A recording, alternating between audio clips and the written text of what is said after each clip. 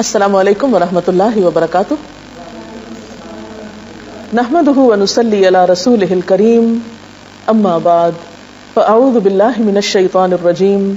بسم اللہ الرحمن الرحیم. رب اشرح لی صدری ویسر لی امری واحلل عقدۃ من لسانی یفقہوا قولی. ہماری آج کی گفتگو کا موضوع ہے اعتکاف. اعتکاف کا لفظ آپ کے لیے کچھ نیا لفظ نہیں. رمضان کا نام آتے ہی اعتکاف کا خیال بھی آتا ہے، اور خاص طور پر جب رمضان کا دوسرا عشرہ اپنے اختتام کو پہنچتا ہے تو بہت دفعہ آپ اعتکاف کا لفظ سنتے ہیں. اعتکاف کیا چیز ہے؟ اعتکاف کا کیا معنی ہے؟ اعتکاف عربی زبان کا لفظ ہے، عین کاف فے سے بنا ہے. اس کا لفظی معنی ہوتا ہے ٹھہر جانا، جم جانا، اور پھر یہ جم کر ایک جگہ رک کر عبادت کرنے کے لیے استعمال ہوتا ہے. اسلام کی اصطلاح میں اعتکاف اس کو کہتے ہیں کہ نیت کر کے مسجد میں رہے انسان، اور سوائے ضروری حاجات کے جو مسجد میں پوری نہ ہو سکتی ہوں مسجد سے باہر نہ جائے. قرآن پاک میں اللہ سبحانہ وتعالیٰ فرماتے ہیں وَأَنْتُمْ عَاكِفُونَ فِي الْمَسَاجِدِ. تو گویا یہ مسنون عبادت دراصل مسجد میں ہوتی ہے. اعتکاف ایک ایسی عبادت ہے جس کا بہت اجر و ثواب ہے. عن ابن عباس ان رسول اللہ صلی اللہ علیہ وسلم قال فی المعتکف هو يعتكف الذنوب ويجرى له من الحسنات كعامل الحسنات كلها. حضرت عبداللہ بن عباس بیان کرتے ہیں کہ نبی صلی اللہ علیہ وسلم نے اعتکاف کرنے والے کے بارے میں فرمایا، اعتکاف کرنے والا چونکہ گناہوں سے رکا رہتا ہے اس لیے اس کے حق میں وہ تمام نیکیاں لکھی جاتی ہیں جو اس شخص کے حق میں لکھی جاتی ہیں جو تمام نیکیوں پر عمل پیرا ہو. عام حالات میں ہر طرح کی نیکی کرنا ایک مشکل کام ہے، لیکن جو شخص نیکی کی نیت اور غرض سے اپنے آپ کو کچھ دن کے لیے محض نیک کام کے لیے پابند کر لیتا ہے اس شخص کو بے پناہ اجر و ثواب ملتا ہے. اعتکاف کے بارے میں قرآن پاک میں سورۃ البقرہ میں آیت نمبر 187 187 میں آتا ہے وَلَا تُبَاشِرُوهُنَّ وَأَنْتُمْ عَاكِفُونَ فِي الْمَسَاجِدِ تِلْكَ حُدُودُ اللَّهِ فَلَا تَقْرَبُوهَا كَذَلِكَ يُبَيِّنُ اللَّهُ آيَاتِهِ لِلنَّاسِ لعلہم یتقون. اور جب تم مسجدوں میں حالت اعتکاف میں ہو تو بیویوں سے مباشرت نہ کرو، یہ اللہ کی باندھی ہوئی حدیں ہیں، ان کے قریب نہ پھٹکنا. اس طرح اللہ اپنے احکام لوگوں کے لیے بصراحت بیان کرتا ہے، توقع ہے کہ وہ غلط رویے سے بچیں گے. اس آیت سے یہ بات پتہ چلتی ہے کہ اعتکاف مساجد میں ہوتا ہے. اگرچہ اعتکاف رمضان کے علاوہ بھی ہوتا ہے، لیکن رمضان میں چونکہ ہر نیکی کا اجر زیادہ ہو جاتا ہے، اور ویسے بھی رمضان میں اعتکاف فرض کفایہ کی حیثیت رکھتا ہے، اس لیے عموماً اعتکاف رمضان میں ہی کیا جاتا ہے. اعتکاف ایک دن کا بھی ہو سکتا ہے اور زیادہ کا بھی. نبی صلی اللہ علیہ وسلم عموماً آخری عشرے میں اعتکاف فرمایا کرتے تھے. آپ کے اس طرز عمل کے بارے میں حضرت ابو ہریرہ رضی اللہ تعالی عنہ بیان کرتے ہیں کہ نبی اکرم صلی اللہ علیہ وسلم کے سامنے ہر سال ایک بار قرآن پڑھا جاتا. جس سال آپ نے وفات پائی اس سال آپ کے سامنے 2 بار قرآن مجید ختم کیا گیا. اسی طرح ہر سال آپ 10 دن اعتکاف فرماتے، لیکن جس سال آپ نے وفات پائی 20 دن کا اعتکاف فرمایا. حضرت عائشہ سے روایت ہے نبی صلی اللہ علیہ وسلم رمضان مبارک کا آخری عشرہ اعتکاف فرمایا کرتے تھے، یہاں تک کہ آپ نے وفات پائی. آپ کے بعد آپ کی ازواج مطہرات نے بھی اعتکاف کیا. اس سے پتہ چلتا ہے کہ یہ عبادت مردوں کے علاوہ خواتین بھی کر سکتی ہیں.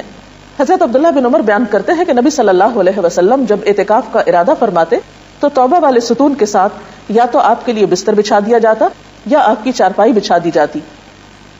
توبہ والا ستون وہ خاص ستون ہے جس کے ساتھ کچھ لوگوں نے اپنے آپ کو باندھ لیا تھا اس غرض سے کہ ان کی ایک کوتاہی پر جب تک اللہ تعالیٰ معاف نہیں فرمائیں گے وہ اپنے آپ کو وہاں سے الگ نہیں کریں گے. اس حدیث سے یہ بات بھی پتہ چلتی ہے کہ آپ صلی اللہ علیہ وسلم نے اعتکاف کی حالت میں چارپائی کا استعمال بھی کیا.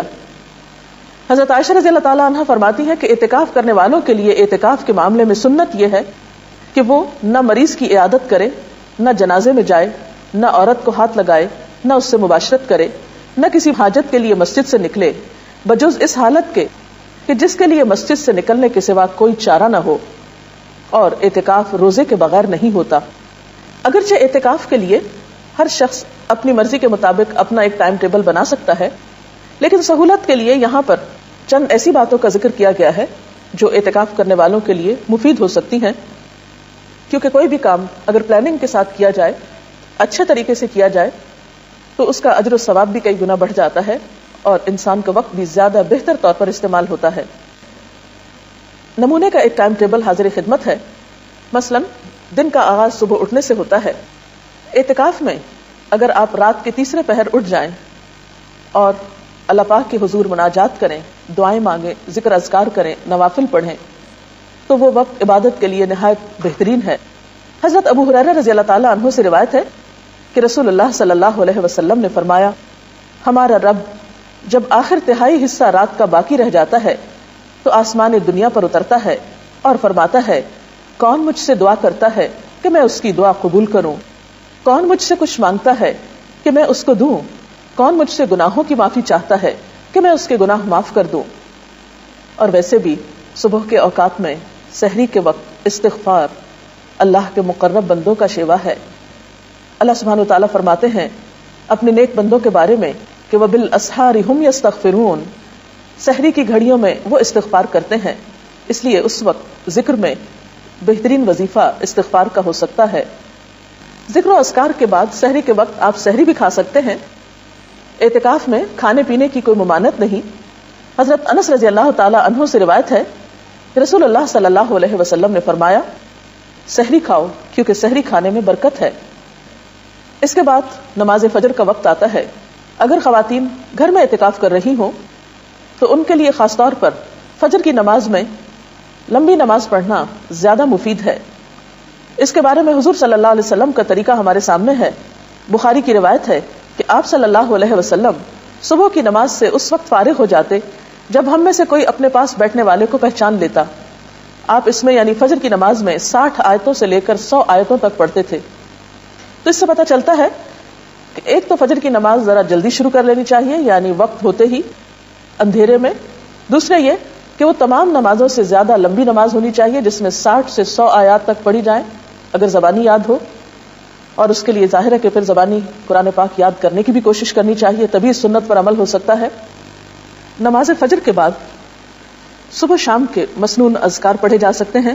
قرآن پاک میں اللہ سبحانہ وتعالیٰ فرماتے ہیں، یا ایھا الذین آمنوا اذکروا اللہ ذکرا کثیرا وسبحوہ بکرۃ واصیلا، اے لوگو جو ایمان لائے ہو، اللہ کو کثرت سے یاد کرو اور صبح و شام اس کی تسبیح کرتے رہو۔ نبی اکرم صلی اللہ علیہ وسلم نے بھی فرمایا کہ مجھے ایسے لوگوں کے ساتھ بیٹھنا حضرت اسماعیل علیہ السلام کی اولاد میں سے 4 غلاموں کو آزاد کرنے سے زیادہ پسند ہے جو نماز فجر سے طلوع آفتاب تک اللہ کا ذکر کرتے ہیں۔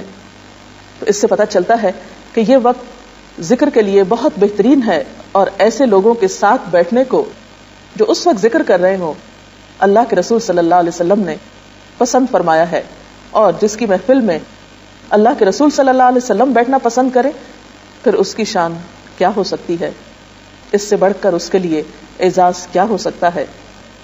ان اذکار کے علاوہ اس وقت آپ قرآن پاک کی تلاوت کر سکتے ہیں، کیونکہ قرآن پاک کی تلاوت کے لیے بھی یہ وقت بہت موزوں ہے۔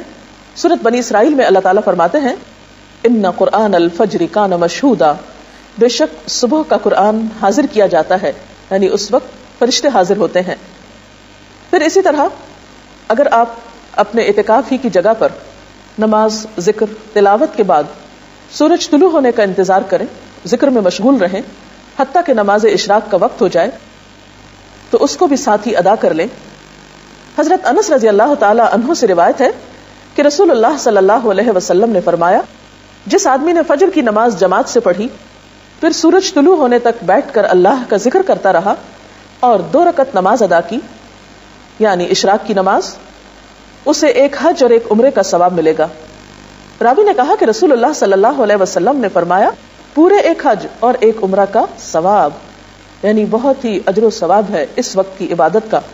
اشراق کے نوافل کے بعد اگر آپ اپنے اعتکافی کی جگہ پر بیٹھ کر مزید کچھ قرآن پاک وغیرہ پڑھنا چاہیں تو ایسا بھی آپ کر سکتے ہیں، اور پھر مزید نوافل بھی پڑھ سکتے ہیں، کیونکہ حضور صلی اللہ علیہ وسلم نے فرمایا، اللہ تعالیٰ ارشاد فرماتا ہے، اے آدم کے بیٹے، دن کے شروع میں میرے لیے 4 رکعت نماز ادا کر، میں تیرے سارے کاموں کے لیے کافی ہو جاؤں گا۔ اس نماز کو چاشت کی نماز کہا جاتا ہے۔ اگر کچھ سستی یا تھکاوٹ محسوس ہو رہی ہو تو بہتر ہے کچھ دیر اب آپ آرام کر لیں. آپ لیٹ کر بھی ذکر اذکار کر سکتے ہیں, تھوڑی دیر کے لیے سو بھی سکتے ہیں. لیکن اگر آپ اپنی طبیعت اچھی پاتے ہوں تو بہتر ہے کہ اب آپ کچھ وقت مطالعے کے لیے نکالیں. دینی کتابوں کا مطالعہ, قرآن پاک کی تفسیر پڑھنا, اور اگر آپ پڑھ نہ سکتے ہوں تو کیسٹ لگا کر سننا, اور دینی کتب کو جو آپ کے روزمرہ کی دینی مسائل سے متعلق ہوں یا اخلاق اور کردار کو سنوارنے والی ہوں, ان کو آپ اپنے زیر مطالعہ رکھ سکتے ہیں, کیونکہ طلب العلم فریضۃ علی کل مسلم, علم کا حاصل کرنا, طلب کرنا ہر مسلمان پر فرض ہے. اور ویسے بھی علم کے سیکھنے اور سکھانے والے اللہ تعالیٰ کے محبوب بندے ہیں. پھر اس کے بعد ظہر کی نماز طویل ادا کریں, نوافل بھی پڑھ سکتے ہیں مزید. پھر تھوڑا سا قیلولہ آپ کر سکتے ہیں, کیونکہ اس سے آپ کو تہجد کے وقت اٹھنے میں, رات کو جاگنے میں سہولت ہو سکتی ہے. نماز ظہر کے بعد, قیلولہ کے بعد آپ کچھ وقت قرآن پاک کی کچھ صورتوں کو حفظ کرنے کے لیے, اور اگر آپ حافظ قرآن ہیں اللہ کے فضل سے تو اپنے دہرائی کے لیے اس وقت کو استعمال کر سکتے ہیں, کیونکہ قرآن پاک اگر دہرایا نہ جائے تو انسان کو بھول جاتا ہے. عصر کی نماز بھی اسی طرح خوب اچھی طرح ادا کریں, طہارت وغیرہ کا اچھا اہتمام کریں, اور عصر کی نماز کو تاخیر سے نہیں پڑھیں, کیونکہ آپ صلی اللہ علیہ وسلم نے دھوپ کے پیلا پڑنے پر عصر کی نماز پڑھنے والے کو منافق قرار دیا ہے. اور قرآن پاک میں بھی اس نماز کی حفاظت کی بہت تاکید آئی ہے. حافظوا علی الصلوات والصلاۃ الوسطی وقوموا للہ قانتین, اپنی نمازوں کی حفاظت کرو, خصوصاً درمیانی نماز کی, اور اللہ کے آگے اس طرح کھڑے ہو جاؤ جیسے فرما بردار غلام کھڑے ہوتے ہیں. عصر سے لے کر مغرب تک کا وقت اس میں آپ تسبیحات کر سکتے ہیں, اور اس وقت بھی ذکر کرنا نہایت پسندیدہ ہے. آپ نے فرمایا مجھے ایسے لوگوں کے ساتھ بیٹھنا حضرت اسماعیل علیہ السلام کی اولاد میں سے 4 غلاموں کو آزاد کرنے سے زیادہ پسند ہے, جو نماز عصر سے غروب آفتاب تک اللہ کا ذکر کریں. اس وقت بھی آپ صبح شام کی دعائیں پڑھ سکتے ہیں. اس کے علاوہ کچھ اور تسبیحات, مثلا سبحان اللہ وبحمدہ, سبحان اللہ العظیم, استغفر اللہ ربی من کل ذنب واتوب الیہ, اللہم صل وسلم علی نبینا محمد, لا حول ولا قوة الا باللہ العلی العظیم, لا الہ الا انت سبحانک انی کنت من الظالمین, یا حی یا قیوم برحمتک استغیث. یہ ذکر کے کچھ مخصوص کلمات ہیں. اپنی سہولت کے مطابق آپ جس کی چاہیں, جتنی مرتبہ چاہیں تسبیح کر سکتے ہیں. اس کے بعد افطار کا وقت قریب ہوگا, پھر دعائیں خوب مانگیں, کیونکہ افطاری کے وقت دعائیں قبول ہوتی ہیں.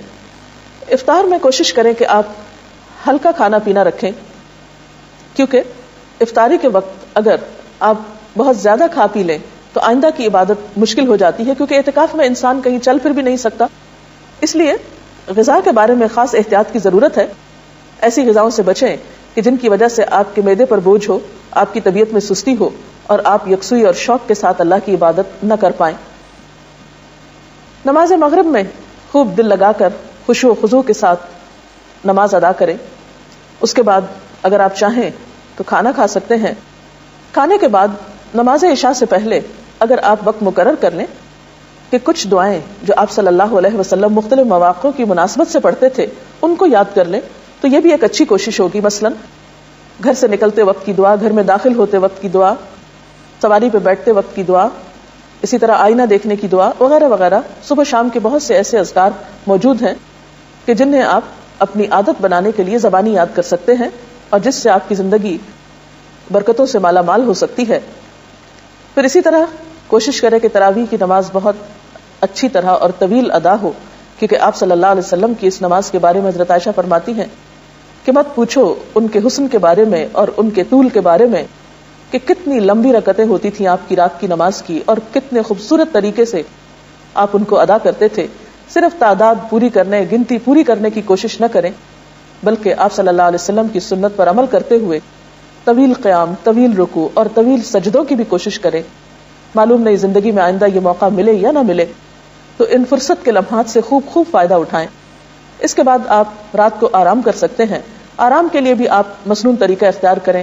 دائیں کروٹ پہ لیٹیں, دایاں ہاتھ دائیں گال کے نیچے رکھتے ہوئے مسنون دعا پڑھیں, آیت الکرسی پڑھیں, اور اس طرح آپ صبح سے لے کر رات تک, جاگنے سے لے کر سونے تک مسلسل عبادت کی حالت میں رہیں گے. اگر آپ ایک ٹائم ٹیبل کی, اس کی یا اس کے علاوہ اپنی ضرورت کے مطابق ایک پابندی کریں گے تو انشاءاللہ اپنے اوقات سے بہتر فائدہ اٹھا سکیں گے. اللہ تعالی ہم سب کو نیکی کی توفیق بھی دے اور ان اوقات اور لمحات کو بہترین طریقے سے صرف کرنے کی اجازت چاہتے